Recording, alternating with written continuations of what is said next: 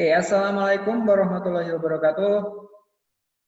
Ketemu lagi di channel kita. Kali ini kita akan meneruskan tentang pembahasan mesin konversi energi yang ketiga. Nah, pada pertemuan yang lalu kita sudah mendiskusikan tentang mesin 4 langkah dan mesin 2 langkah. Kemudian hari ini kita akan mengulang, mereview kembali, kemudian membandingkan head to head antara mesin 4 langkah dengan mesin 2 langkah.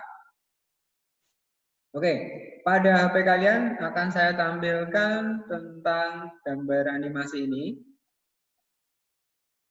Oke, saya hanya mengulang sebentar tentang pertemuan yang lalu.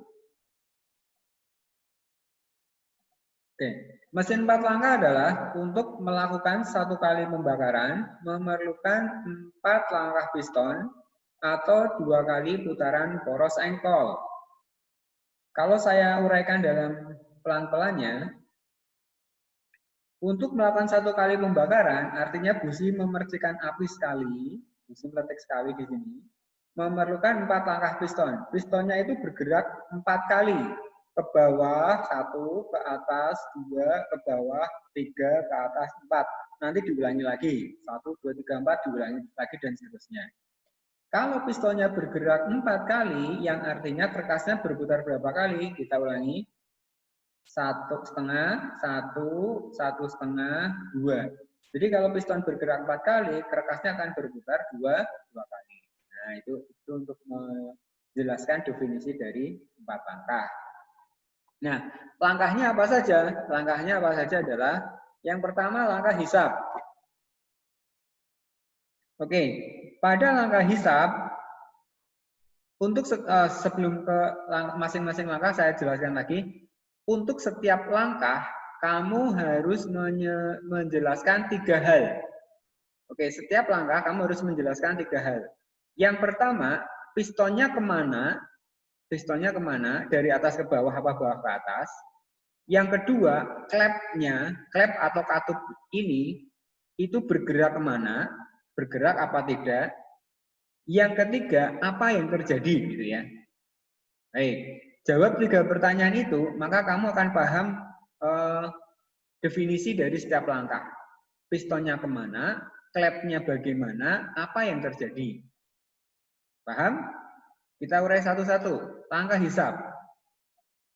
Pada langkah hisab, piston bergerak dari atas ke bawah. Piston bergerak dari atas ke bawah, TMA ke TMB. Pada saat seperti ini, katup hisab terbuka. Yang ini kamu perhatikan, dia terbuka. Katup buang tertutup.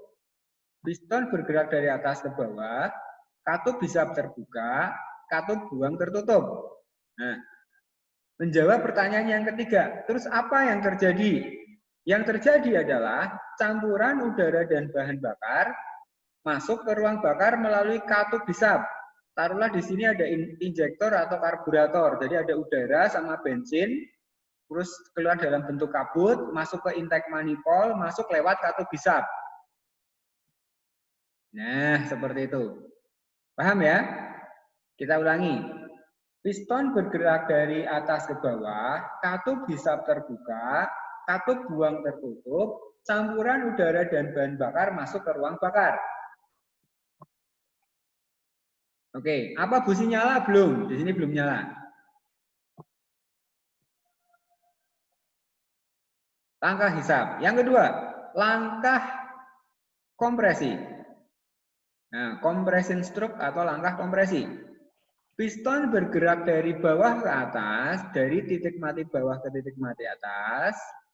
Piston bergerak dari TMB ke TMA, dari bawah ke atas. Oke, yang kedua, katup hisab dan katup buang tertutup. Kedua katup masih nutup ya. Kalau tadi ada yang buka, sekarang nutup semua. Kedua katup tertutup rapat. Apa yang terjadi? Bensin dan udara yang tadi disedot masuk, dihisap, sekarang dikompresikan. Rapat terus dipletek. Nah, gitu ya. Dalam kondisi dipletek rapat, namanya udara, dipres gitu ya. Kayak kamu niup balon sampai meledos. Pres gitu. Maka akibatnya apa? Suhunya naik, jadi panas, tekanannya naik. Oke, suhu naik, tekanan naik. Kalau suhunya naik, tekanannya naik, yang terjadi adalah akan mudah meledos. Nah, gitu. Akan mudah terbakar.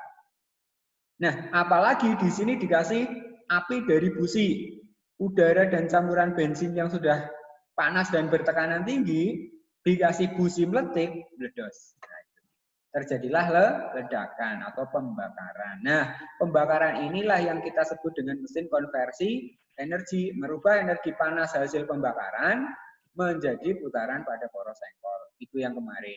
Nah, baik, kita lanjutkan. Saya ulangi. Langkah kompresi, piston bergerak dari bawah ke atas, katup hisap dan katup buang tertutup, campuran udara dan bahan bakar dikompresikan sehingga suhu dan tekanannya naik. Yang kedua. Yang ketiga, sesaat sebelum mencapai TMA, busi meletik. Nah, jadi kalau ditanya, kapan sih motormu businya memercikan api? Percikan api terjadi di akhir langkah kompresi. Ya, betul. Jadi ketika ini sudah mau mentok ke atas, kurang sedikit, busi dipeletikin. Nah, akibatnya menjadi tebar. Terjadi ledakan atau pembakaran. Nah, akibatnya apa kalau terjadi ledakan atau pembakaran? Piston akan terdorong. Oke, piston akan terdorong. Mari kita uraikan. Piston bergerak dari atas ke bawah setelah terjadi pembakaran. Piston bergerak dari atas ke bawah setelah terjadi pembakaran, terdorong ya. Katup hisap dan katup buang masih tertutup. Apa yang terjadi? Campuran udara dan bahan bakar yang tadi berupa bensin sama udara berubah menjadi gas buang atau asap. Oke, berubah menjadi gas buang atau asap. Nah, langkah yang terakhir adalah langkah buang. Nah, ketika langkah buang, kita uraikan satu-satu. Piston bergerak dari bawah ke atas, katup hisap tertutup, katup buang terbuka. Nah, saat inilah gas buangnya dikeluarkan lewat exhaust manifold, kemudian ke knalpot. Hulu banyak, kemudian knalpot. Paham ya? Oke.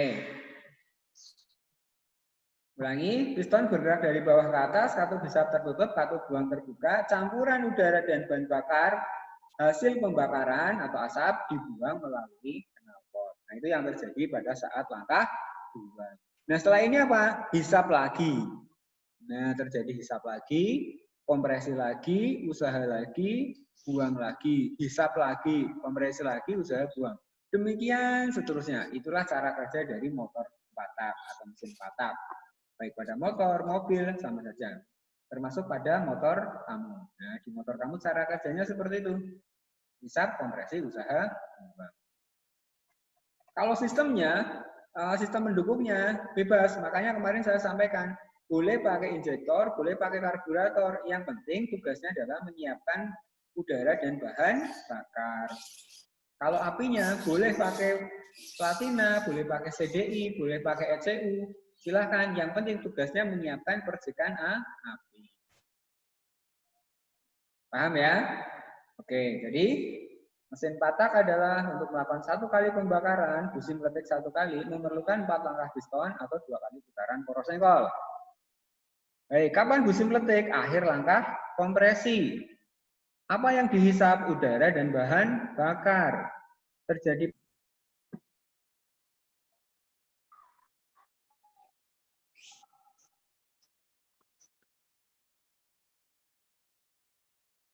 Oh, koneksi putus ya.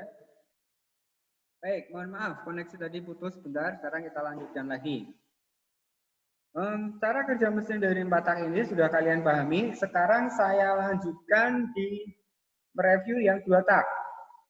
Nah, kalau 2 tak ini, mekanismenya sedikit berbeda di bagian atasnya sini. Dia tidak pakai klep, tidak pakai apalagi tadi noken dan sebagainya di atas ini silindernya. Tetapi dia dimainkan di bagian burungnya. Nah, klepnya itu kayak ada di burung di sini untuk mengatur bensin masuk sama keluar. Oke, baik, kita mulai yang 2 tak. 2 tak adalah Untuk melakukan satu kali pembakaran memerlukan 2 langkah piston atau 1 kali putaran poros engkol. Pelan-pelan kita uraikan. Yang pertama, untuk melakukan 1 kali pembakaran, busi meletik 1 kali. Oke, kayak tadi kan, patak memerlukan 2 langkah piston. Kalau di patak tadi pistonnya bergerak 4 kali, kalau di patak hanya 2 kali. Turun ke bawah, naik ke atas, duer, meledos. Turun ke bawah, naik ke atas, meledos, duer. Nah, begitu seterusnya. Kalau tadi kan 4 kali ya, baru meledos sekali. Nah, ini 2 kali meledos sekali. Nah, kalau meledosnya 2 kali piston, berarti kerkasnya muter berapa kali? Turun ke bawah setengah, naik ke atas 1. Jadi kerkasnya muternya sekali. Untuk melakukan 1 kali pembakaran, memerlukan 2 langkah piston atau 1 kali putaran poros engkol. Nah, karena lebih cepat, maka yang 2 tak ini lebih boros. Piston bergerak 2 kali, minum bensin. 2 kali, minum bensin. Kalau 4 tak tadi, 4 kali baru minum. Ya ibaratnya gini aja, kamu jalan 2 langkah, kakimu dijalankan 1, 2, minum, 1, 2, minum. Dibandingkan yang 1, 2, 3, 4, minum. 1, 2, 3, 4, minum. Oke, itu mengapa cara-cara kerja mesin 2 tak lebih boros ketimbang mesin 4 tak. Next, yang berikutnya. Ini adalah karburator. Di sini nanti akan ada udara, ada bensin, sama oli samping. Nah, dari sini. Nah, kemudian masuk ke manifold. Ini manifoldnya. Nah, saluran dari manifold itu masuknya ke crankcase atau krek as, ruang di bagian krek as di bawah piston. Nah, bensinnya sama udaranya, titik-titik embunnya ini di sini masuknya ke sini dulu. Dari sini lewat burung ini, silinder stop hanging port. Nah, stop hanging port. Nah, ada saluran yang masuk ke piston sini. Nah, ini sebagai katupnya. Ini katup hisap, ini katup buangnya. Ini exhaust manifold. Ini yang hulu banyak ke knalpot. Ini yang hulu banyak dari karburator. Ini yang knalpot. Baik. Jadi dari sini urutannya set masuk ke sini, set masuk ke sini, masuk ruang bakar, terjadi pembakaran, terus keluar ke knalpot. Saya ulang lagi. Piston bergerak 2 kali. Saat dia bergerak dari bawah ke atas, nah dari bagian bawah sini ya, ke atas ini. Dari sini sampai sini, dia melakukan langkah buang. Jadi apa yang ada di atasnya ini, campuran bensin udara dan oli samping akan dibuang. Sampai piston di bagian ini. Bagian atas dari knalpot sini. Dari sini ke atas, dia melakukan kompresi. Oke, melakukan kompresi. Nah, di saat ini pula bensin dan oli samping serta udara dari sini ini masuknya lewat sini. Jadi saat dia bergerak ke atas, dia ya menekan, mengkompresikan. Tetapi tidak semuanya dikompresikan, ada sebagian yang itu terbuang di knalpot. Gitu. Masalahnya itu. Nah, kemudian ini ditekan ke atas. Karena ada sebagian yang terbuang ke sini, maka pada knalpot 2 tak cenderung meler. Ada bensin di samping yang tidak terbakar. Nah, di ujung-ujung knalpot 2 tak basah oli. Enggak apa-apa, memang cara kerjanya begitu. Yang harus kita lakukan ya rajin-rajin ngelap. Yang kedua, ketika piston bergerak dari atas ke bawah, itu adalah sebagai hasil pembakaran setelah terdorong. Jadi busi meletik, bensin sama oli samping terbakar, piston terdorong ke bawah. Nah, itu kan langkah usaha. Nah, langkah usaha juga ketika dia bergerak ke bawah, dia nyedot. Nah, memasukkan sebagian bensin sama oli samping ke crankcase pada stamping port. Oke. Jadi saat bergerak dari atas ke bawah, ya usaha, ya bisa. Naik ke atas, ya buang, ya kompresi. Kelemahannya apa? Ada bensin sama oli samping yang tidak terbakar. Karena tidak terbakar, knalpotnya meler. Yang kedua adalah karena ada oli samping. Oli yang terbakar menghasilkan asap. Itu kenapa knalpot 2 tak ngebul. Paham? Paham ya? Oke, jadi begitu cara kerja dari 2 tak. Mengapa juga teknologi 2 tak dihentikan? Karena tadi urusannya adalah emisi gas buang. Di knalpot ini tidak ramah lingkungan, banyak asap. Asapnya dari mana? Dari proses pembakaran. Oke.